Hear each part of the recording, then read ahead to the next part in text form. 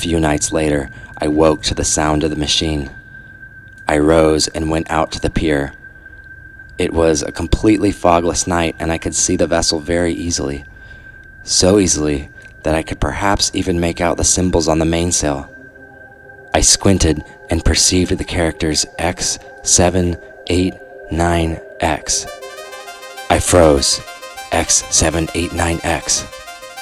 A letter followed by 3 digits, followed by a letter. I sprinted in the dark to my garage. I turned the wheels of the lock to X789X. I ran into the kitchen and jumped on top of the countertop. I clicked on the flashlight and aimed it to the back of the cabinet. The lock had opened.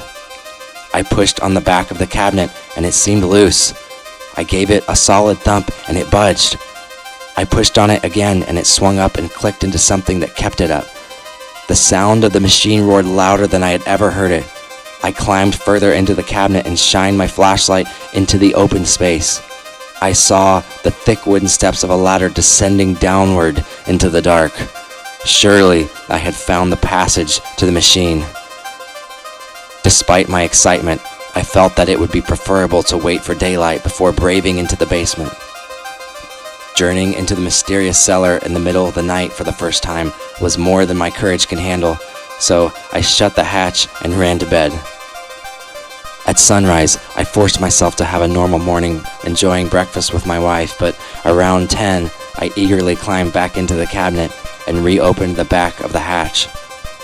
Despite the daylight, I still needed a flashlight to see down into the hatch where the wooden ladder was again waiting for me. It led down to a concrete floor.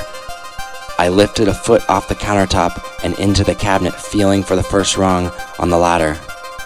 Once my foot was secure, stabling myself with my hands, I swung the other foot into the cabinet and onto the first rung of the ladder. I began descending, 1 foot at a time. My heart began to race as I lowered into the unknown. When my feet made it safe to the concrete, I lifted the flashlight toward the center of the room, and the first thing that my light fell upon was the producer of the sound I had heard so many nights, a machine. It sat there, its gears and shafts poised but motionless. Not a huge machine, more tall than large. One of the first things I immediately noticed as I moved my flashlight around was that cables were strung taut from the top of the machine straight through a hole in the ceiling of the cellar. I instantly knew where those cables went because I had seen them coming out in the lantern room where the light was. Was the machine my uncle's creation, or perhaps someone who lived in the lighthouse before him? How many long hours had the builder spent down here building this machine, I wondered, and how many trips through that small cabinet hatch? Whoever it was, they definitely didn't want anyone to find this cellar by chance. I moved the light around the cellar. There was what looked like a workbench against the far wall. There were machine parts, tools, and other various items strewn across the floor, mostly near the wall. I shook my head in amazement when I identified what had been the original staircase to the cellar. It ascended up to a closed-off wall that I figured had been a door opening to the hallway I had walked through so many times. Someone completely removed the door and patched the wall so as to be indistinguishable from the hallway. I noticed a few light bulbs screwed into the wooden rafters, each with a string dangling below. I walked towards the closest one, hoping to fill the room with better light. When I pulled the string, the old light bulb flashed, popped, and went dark. I paused, chuckled, and then hustled back up the ladder to snatch some fresh bulbs from the garage, along with a step stool. Upon returning, I swapped the bulbs and pulled the string again. The new bulb lit up a good portion of the cellar. I forced myself to replace the other 2 bulbs near the workbench, my heart dancing with excitement.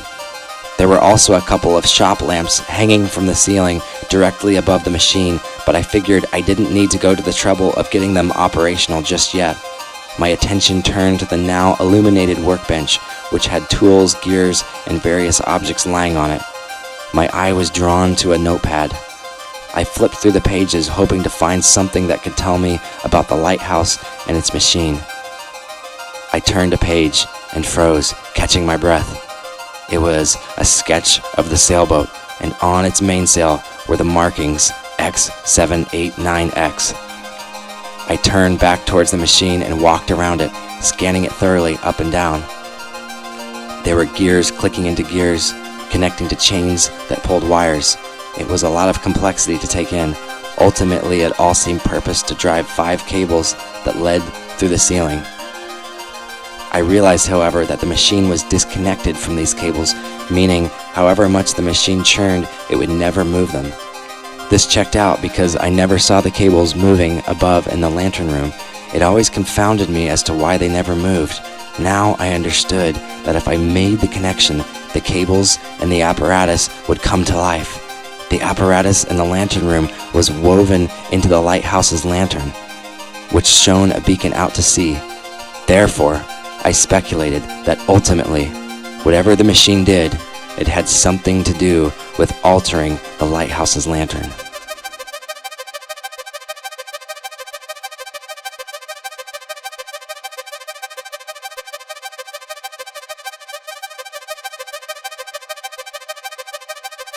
Most of the afternoon, I studied the notepad papers and learned several things.